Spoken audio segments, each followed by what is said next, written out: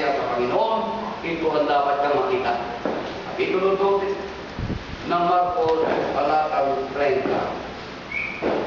At ibigin mo ang Panginoon mong Diyos ng buong puso mo, at ng buong kaluluwa mo, at ng buong pag-iisip mo, at ng buong lakas mo. Sa makatulong, lahat ng kasangkapan niyang katawang yan na binili sa lakas at pagkaari niya. Iisang dapat, ibigin mo ang Ama.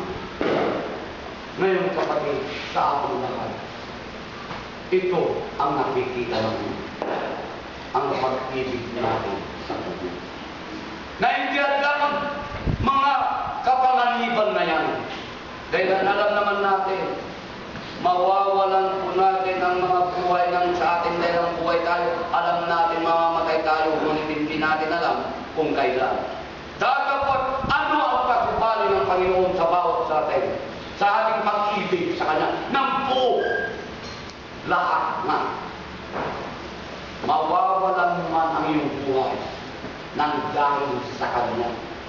Ito, iyong makulang buhay. Ngunit dahil man naingatan mo ang buhay na yan, mawawalan yan. Ngunit kano pa rin. Hindi ang hadlang ng papangalit yan, kundi bagkos, ipinapakita natin ang tunay na pag-ibig. Gaano man hindi natin nakikita ng Diyos dapat ang Kanyang mga dakilang gawa ay aking nararamdaman.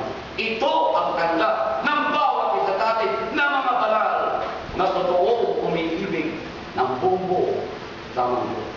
Dahil ang mga minamahal na kapatid, ito po ang marapat na ating tularan. Ang mga apostol na hinirang ng Panginoon Diyos sa pamamagitan ng Kanyang anak. Ito po sa Gawa ng mga Apostol, Kapitulo 4, versikulo 19, mga minamahal na kapatid, narin po sa talatang ito. Datapwat si Pedro at si Juan ay nagsisagot at nagsipagsabi sa kanila, kung katwiran sa panangin ng Diyos na makinig muna sa inyo, ay sa Diyos inyong katulad. Dahil ang mga minamahal na kapatid, ito po ang sinagot ni Apostol Pedro at ni Juan ng mangaral sila sa pangalan ng ating Kristo. Maraming tao ang pumipili kumatlang sa layunin ko. Kaya ang sinagot ni Apostol Pedro at Juan, kung katwiran sa Panginoon ng Diyos na makinig muna sa kanila kaysa sa Diyos, yun na po ang aakulan. Gaya na lang po ng ating pagpunta rito. Marami ang umahadlang sa atin. Marami ang masasamang sinasabi. Sa paano pala ng masasamang sinasabi, nagpapasalamat kayo. O, binibigyan nyo lang ng salapit ang inyong tagapamahalat ng ministro. Diba po ba? Kaya ito po ang marapat na isagot sa kanila. Kung katwiran sa Panginoon, sa paningin ng Diyos na makinig sa kanila, kaysa sa Diyos, sila ang umato. Bakit kasi? Ano ang tagda? Gawa ng mga Apostol, Kapitulo 5, talatang 29. Dapat nagsisagot si Pedro at ang mga Apostol at nagsasabi, dapat muna kami magsitalima sa Diyos bago sa mga tao. Ito kapatid ang tagda. Nauna ang Diyos sa lahat ng bagay bago ang tao. Kagaya ng ating ipinakita, walang hadlang, walang makapagpigil sa ating pagpapaluwalhating paglilingkod, lalo-lalo na sa buong puso, pag-iisip, kalakasan at kaluluwa. Nariyan ngayon sa ating harapan ang bunga kung paano natin pasadamatan ang Ama sa 365 araw na tayo niligtas at binigayaan sa lahat ng bagay. Di po ba? Na marapat. Sabi ko nga po ulit-ulitin, humilig ka sa isang napakaliit na bagay sa isang tao at pinagkaluwa ka, napakabilis kong magsabi salamat. Datapwat pag hindi mo ginawa ang pagpapasalamat, anong sasabihin ng tao na bigay sa'yo? Walang mudo naman yung tao yun. Di po ba? Hindi man lang nagpasalamat. Anong kasabihan? Ha? Masyadong garapan naman kung sasabihin ko yung salitang bastos yung taong hindi mo. Ha? Pero karapat-dapat na sa taong hindi. Tunay na nagbibigay ng utang na loob sa kahit napakasimpleng ba. Di lalong-lalo na po tayo kapatid. Lalong-lalo na ang bawat isa sa atin. Nasa lahat na ginawa ng Ama, ito lang ang pamamaraan para bigyan ko ang kagandahan niya bawat araw, bawat gabi, o bawat tiktak ng buhay. Lalong-lalo na po. At lilipat na naman ang isang taon sa ating buwan. At ipagkakaroon na bagong taon ang sisilay sa atin. Kaya hindi pinagbabawal ng Ama kapatid ang pagdiriwang natin sa ating sambayan kasama ang ating mga pamilya. Sa kumagandaan ng pagkain o kunting kagalakan, pagsasaluhan, hindi pinagbabawal ng Ama. Hindi ikaw maagab yung maganda yun. Dapat unahin mo muna ang Amang Diyos bago yan. Yan ang marapat na nakikita sa atin na ito po inuna natin. Na tayo magsitaliman na Diyos bago ang mga gawain ng tao. Kailan kapatid sa banal na at katotohanan na tayo tinawag na banal, anak tayo ng Diyos, hindi nakagalang natin na anak tayo ng tao. Nagaling tayo sa anak ng tao, ngunit nung kinilala ka ng Ama at anak ka ng Diyos. Maliwanag yan.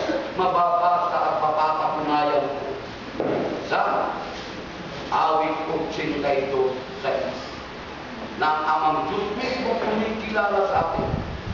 Kayo'y mga Diyos at kayo'y mga anak ng kataas-taasan. Datapwat, mamamatay kayo tulad ng mga tao. Kita niyo kapatid? Kung gaano inangkin natin na tayo mga Diyos sa harapan ng Ama, mamamatay tayo tulad ng tao. Bakit hindi ba tayo tao? Iba na ang ating katangian sa harapan ng Ama na siya mismo ang kumikilala sa atin. Nagaya nga po ng panuntunan, hindi tayo kumikilala sa Diyos. Ang mabuting pananalita ayon kay Apostol Pablo, ikaw ang kinikilala ng Diyos. Kita nyo? Kinikilala na tayo mga balang, mga Diyos. Kita nyo kapatid? Yan ang katangian ng mga anak ng Diyos na tunay. Nakarapat-dapat natin iwagay-way sa mga tao sa sanlibutan ng pamagkaganyan. Ang daladala ng pagbawagay ng bandila ng pananampalataya, kalakip ang maraming gawa. Nakyan, ang puso ng buhay na nakasal bago pa man ikatamis ng sanlibutan. Ngayon mga minaman na kapatid, aming bilho, ikakako, sa talat at sa aral, meron din naman na biniyayaan sa mga kapatid ko nating nalawag dito. May ikangako, utos ang Panginoong Jesucristo at lingkod, mga lingkod po, alagad o mga apostol, dito po sa sulat ng Apostol Pablo kay Timoteo, Kapitulo 6, talatang 17 hanggang 18. Ito po. Ang mayayaman sa sanglibutan ito ay pagbilinan ko na huwag magsipagmataas ng pag-iisip at huwag umasa sa mga kayamanang di nananatili, kundi sa Diyos na siyang nagbibigay sa ating sagana ng lahat ng mga bagay upang ating ikagalaan. Na sila ay magsigawa ng mabuti, na sila ay magsiyaman sa mabuting gawa, na sila ay maginada sa pamamigay, maibigin sa pamamahagi. Ito po ay para sa mga kapatid nating natawag na mayayaman. Dapat hindi man mayaman dito ng mga kapatid po nyo. kadi lubos na nakagagala pagkarasa ng totoo. Kailan hindi pa man sila kaligal ng mayayaman nung nakaraang Pasko ng aming pagdiriwang mga minamahal na kapatid, ang inyong mga lingkod, mga ministro, ay lubusan sa namin ipinapaunang maraming salamat sa Panginoon Diyos. Maraming salamat sa inyo sa pagbibigyan nyo ng kaloob sa mga kapatid ninyong mga ministro. Tunay kapatid na napakarami ang kaloob namin tinanggap.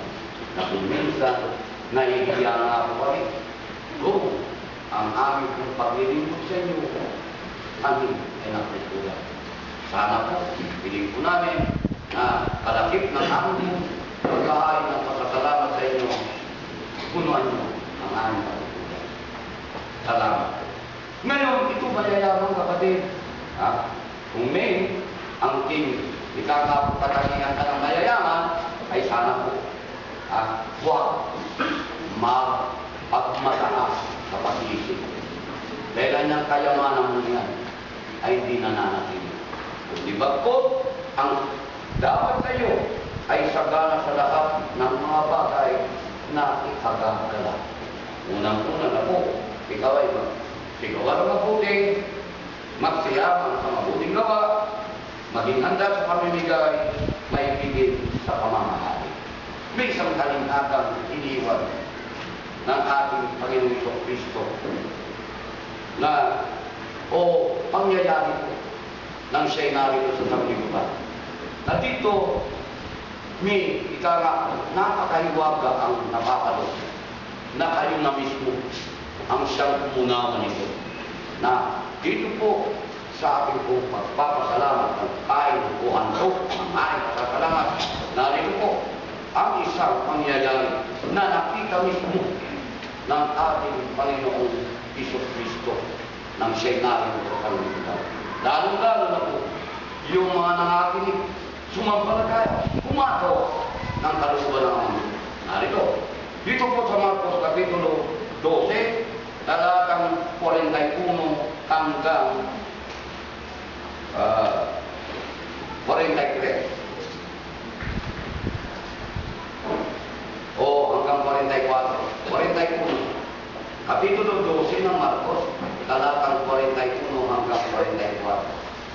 At umupo siya sa tapat ng kabangyaman at minasdan kung papaanong inihuhulog ng karamihan ang salapi sa kabangyaman at maraming mayayaman ang nangahulog ng marami.